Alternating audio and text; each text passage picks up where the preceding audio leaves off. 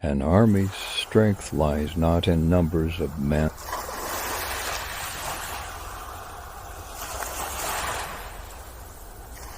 but in Allah's help, and its weakness lies in being forsaken by Allah.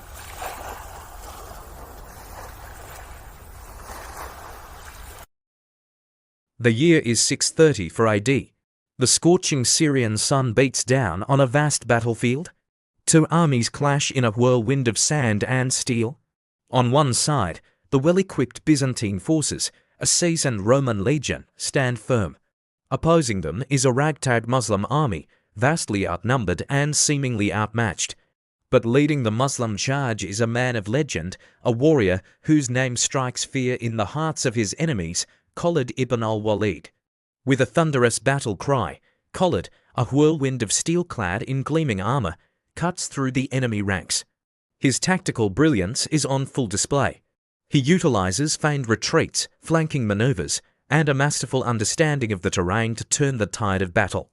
By nightfall, the once mighty Byzantine legion lies shattered, a testament to Khalid's unmatched military prowess. This is just one scene in the extraordinary life of Khalid ibn al Walid. History remembers him by two seemingly contradictory titles: Sayf Allah, the Sword of God, and Khalid ibn al Walid, the Ruthless Conqueror. His military career, a whirlwind of victories across Arabia, Iraq, and Syria, played a pivotal role in the early expansion of Islam. But Khalid remains an enigma. Was he a divinely guided instrument of Allah's will, or a brilliant strategist driven by ambition and pragmatism? This video delves into the fascinating life of this complex figure, exploring the facts and the myths that have swirled around him for centuries. We will witness his rise from a fierce opponent of Islam to its most potent military leader. We will dissect his battles, separating strategic genius from battlefield legend. We will grapple with the reasons for his conversion and the lingering questions about his motivations. Join us on this journey as we unveil the enigma of Khalid ibn al Walid, the warrior who carved his name in the sands of time with the tip of his scimitar.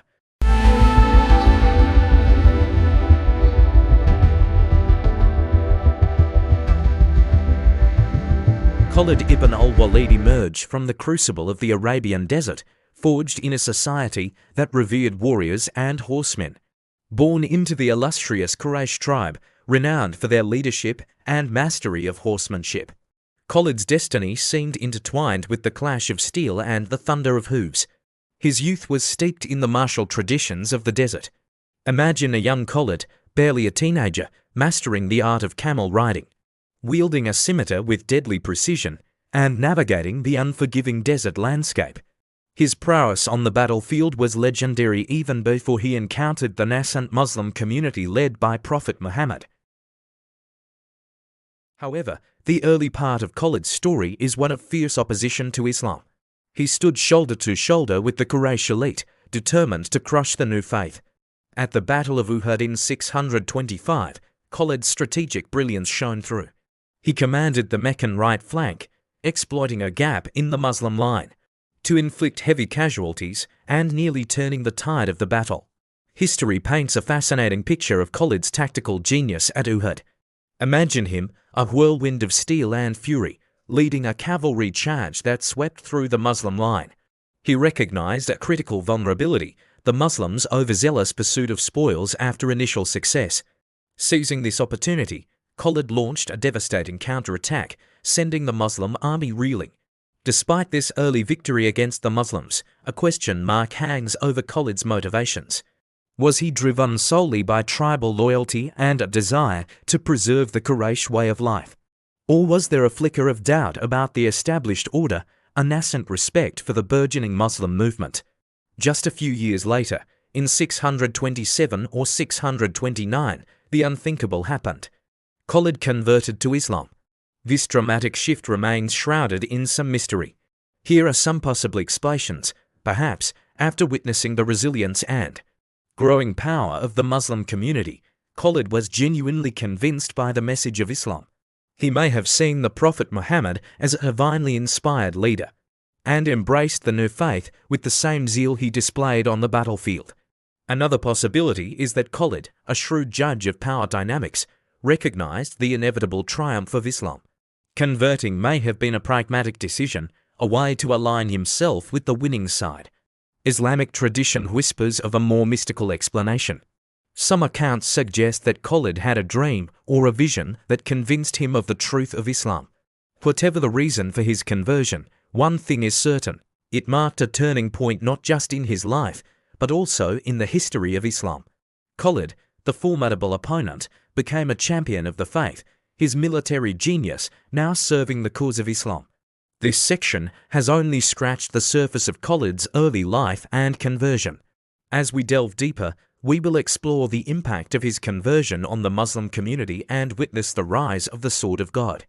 Khalid's military prowess truly blossomed under the guidance of Prophet Muhammad. One of his earliest triumphs was the pivotal Battle of Muta 629 AD. Outnumbered and facing a formidable Roman army, Khalid, then a recent convert to Islam, displayed remarkable tactical brilliance. He assumed command after the initial Muslim leaders fell in battle, and despite the odds, managed to extricate the remaining Muslim force, preserving valuable lives and delivering a strategic victory. The conquest of Mecca 630 AD stands as a testament to Khalid's leadership and strategic thinking. Entrusted by Prophet Muhammad to lead the Muslim army, he devised a plan to capture the holy city with minimal bloodshed.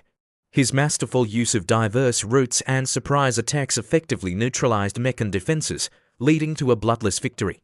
This conquest marked a turning point in Islamic history, bringing the Arabian Peninsula under Muslim rule and paving the way for further expansion.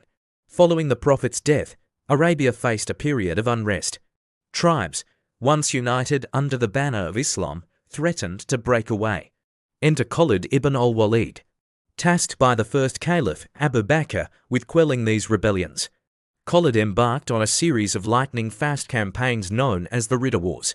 He marched his army across the Arabian Peninsula, strategically targeting each rebellion and crushing them decisively.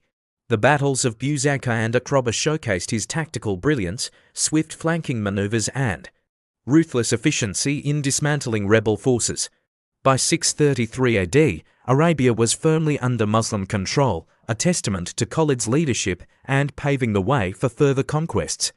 Khalid's next challenge lay across the desert sands Sasanian Iraq, a powerful empire with a formidable army. The strategic challenge was immense vast distances, scorching deserts, and fortified Sasanian cities. Undeterred, Khalid displayed his innovative genius. He employed a multi-pronged attack, dividing his forces and striking at strategic points simultaneously. The brilliant Battle of Al-Hira 633 AD exemplifies this strategy. While a decoy force engaged the main Sasanian army, Khalid led a smaller contingent on a daring desert flank, surprising and defeating the enemy capital. This victory shattered Sasanian morale and opened the floodgates for further Muslim conquest of Iraq. The jewel in the crown of Khalid's conquests was undoubtedly Byzantine Syria. Here, he faced the mighty Byzantine Empire, renowned for its disciplined legions and advanced weaponry. Campaigns like Yarmouk 634 AD and the Siege of Damascus 634 to 635 AD stand as testaments to the sheer scale and ferocity of the conflict. Khalid, ever the master strategist, exploited weaknesses in Byzantine defenses and terrain. He used his famed mobility to outmaneuver Byzantine forces, often launching surprise attacks under the cover of darkness. His logistical brilliance also came to the fore.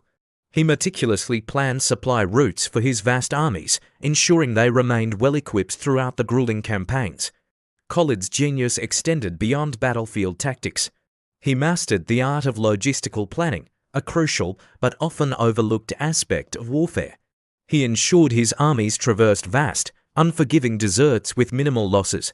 Water supplies were meticulously mapped, and oasis points became strategic outposts. Even at the zenith of his military success, a dark cloud loomed over Khalid ibn Al Walid. His dismissal from command by Caliph Umar ibn al-Khattab in 638 AD remains one of the most controversial episodes in Islamic history. The reasons behind this decision are shrouded in debate, with several theories vying for explanation. One explanation points to disagreements over war booty. Khalid allegedly kept a larger share of spoils than Caliph Umar deemed appropriate. This, coupled with Khalid's fiery personality and occasional acts of harsh discipline, may have strained his relationship with the Caliph. Another theory suggests the dismissal was a political move. Khalid's immense popularity and military prestige might have threatened the Caliph's authority. By removing him from command, Umar could consolidate his own power and prevent potential dissent within the Muslim community. With the initial conquests complete, the Caliphate may have shifted its focus towards consolidation and administration. Khalid's aggressive tactics, ideal for rapid conquest, might not have been suited to this new phase. A leader with a more diplomatic approach could have been deemed more suitable. Later it was concluded that it was a general view that Umar had dismissed Khalid because he was angry with Khalid, though it was clarified later by Caliph Umar that, "I have not dismissed Khalid because of my anger, or because of any dishonesty on his part, but because people glorified him and were misled." Khalid Ibn Al Walid, a name that echoes through the halls of history, is as much an enigma as he is a legend. His military prowess was unmatched, earning him the title Sword of Allah. But who was the man behind the victories? Let's delve into his legacy and the debates that continue to surround it. Khalid's impact on Islamic military strategy is undeniable. He emphasized mobility, using swift cavalry charges and strategic retreats to disrupt enemy formations. His mastery of deception and psychological warfare kept opponents off balance. These tactics, documented in early Islamic texts, became the bedrock of future Muslim conquests, influencing military leaders for centuries. Comparing Khalid to other military giants is inevitable. Like Alexander the Great, he possessed an uncanny ability to inspire unwavering loyalty and exploit enemy weaknesses. Both were undefeated in major battles for a significant portion of their careers. However, unlike Alexander, who relied heavily on his phalanx formation, Khalid adapted his strategies to each situation. Napoleon, another master of tactical brilliance, shared similarities with Khalid. Both were audacious risk-takers, often defying conventional wisdom. However, Napoleon's reliance on a centralized command structure contrasted with Khalid's ability to empower his subordinates, fostering a more flexible and adaptable fighting force. Khalid's legacy is not without controversy.